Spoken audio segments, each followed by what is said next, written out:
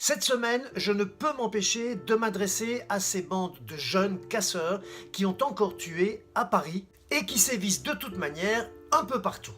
Ok, le monde est un peu chiant en ce moment, ce n'est pas facile pour tout le monde. Il y a le chômage, la crise, le théâtre vous fait chier, le cinéma coûte cher, l'opéra on n'en parle même pas, et puis il y a la politique à laquelle vous ne pigez rien et nous, plus grand chose non plus. Mais quand même, vous tapez sur la gueule à coups de barre de fer, vous plantez des couteaux dans le ventre au point de tuer un gamin de 16 ans, mais vous avez définitivement perdu la tête, 2 morts en 2 semaines, wesh. C'est du grand n'importe quoi, et vous imaginez une seconde votre mère étant celle à qui les flics viennent annoncer votre mort? Est-ce que vous pensez aux 2 qui ont vécu cet enfer-là il y a quelques jours?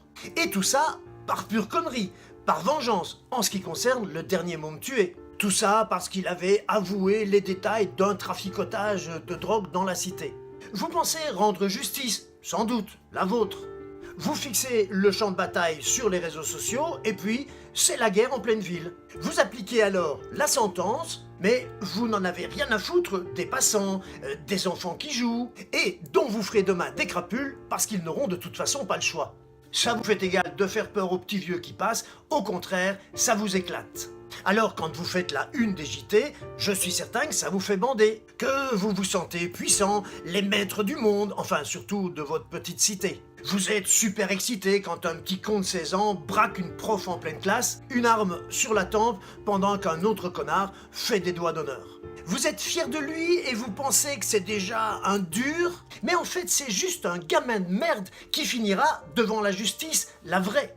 Et comme il a 16 ans, il sera certainement jugé comme un adulte. Vous pensez qu'il aura l'air d'un dur quand en tôle il va se retrouver face à des vrais caïds?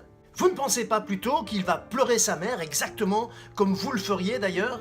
Mais les gars, avec internet et tous les moyens de communication qui sont aujourd'hui à votre disposition, vous n'avez pas envie de faire des trucs un peu plus cool? Vous ne voulez pas, je ne sais pas, avoir des projets, vous lancer des défis? Parce que c'est possible, hein, et même de les relever en vrai. J'en connais qui ont réussi ça, et ils ont grandi dans tous les sens du terme. Et là, vous auriez des raisons d'être vraiment fiers de vous.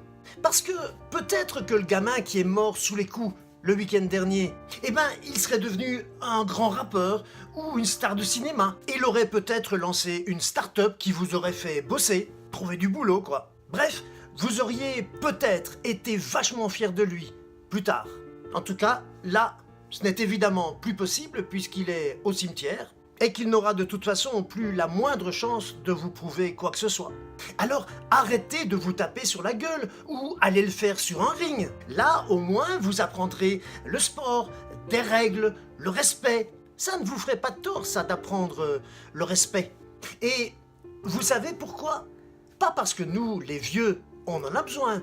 Non, non, non. Mais bien parce qu'un jour, pas si lointain que ça, vous ne serez plus des Jones. Et c'est vous qui exigerez que vos mômes vous respectent. Enfin, si vous les avez eus, vos gosses. Parce que si vous êtes en tôle, ou pire encore, au cimetière, vous ne les aurez jamais. Et ce serait con. À mercredi.